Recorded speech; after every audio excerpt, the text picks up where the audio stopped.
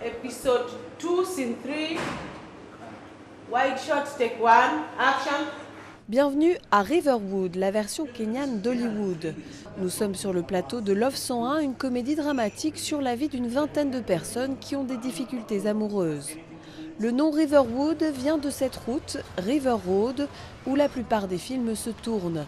Ici, pas de grands studios de cinéma, juste quelques bars et hôtels qui ouvrent leurs portes aux caméras en échange d'un peu de publicité.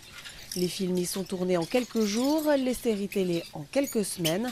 La plupart de ces productions ne terminent pas à la télévision, mais sur des disques vendus un peu partout à Nairobi. Ces personnes qui distribuent les disques VCD ont leur propre réseau de distribution. Nous vendons beaucoup dans la rue ou dans les magasins de musique, comme celui que vous voyez là-bas. C'est comme ça qu'on fait ici. Et ça marche. L'industrie du film kényan se développe vite, dépassant même parfois les frontières. La réalisatrice Vanuri Kayu revient de Cannes, où 2 de ses films ont été projetés et où son thriller de science-fiction Pumsy a remporté une récompense au Festival du film indépendant.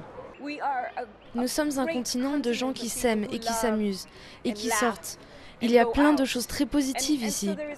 Utiliser un personnage réel dans un film vous plongera non seulement dans la tristesse et la tragédie africaine, mais aussi dans ce qu'il y a de bien ici. L'industrie du cinéma au Kenya, ce n'est pas un simple divertissement, c'est aussi un vrai business. Cela injecte beaucoup d'argent dans l'économie du pays, mais en plus le cinéma est créateur de toutes sortes d'emplois.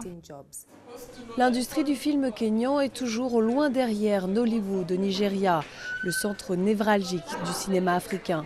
Mais le gouvernement de Nairobi est bien décidé à pousser son industrie. Récemment, une loi oblige les télévisions kenyanes à diffuser au moins 40% de productions locales.